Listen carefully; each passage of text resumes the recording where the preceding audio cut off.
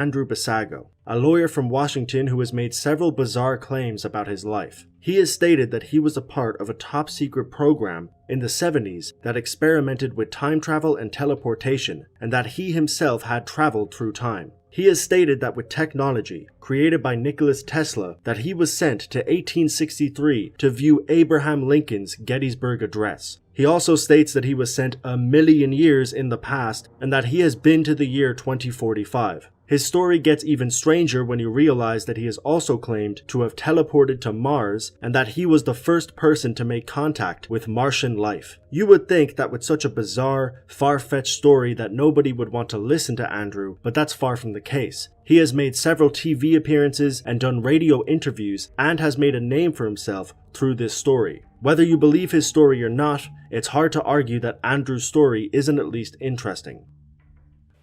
Right, but it wasn't like a 3D movie though, you were actually going back in time. Yes, we were. There was another device called a plasma confinement chamber that was developed by Dr. Sterling Colgate of the New Mexico Institute of Science and Technology.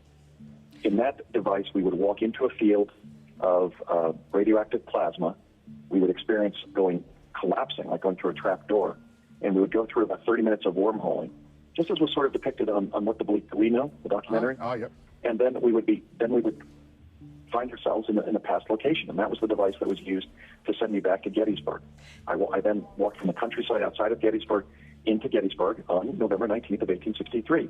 That picture, the famous Josephine Cobb image of Lincoln at Gettysburg, from Lincoln's time, that the child on the front left foreground of that picture was me, and it was confirmed as me by the CIA in the early 1970s. I am not making this up. Wow. The United States government had different forms of time travel already operational by 1970.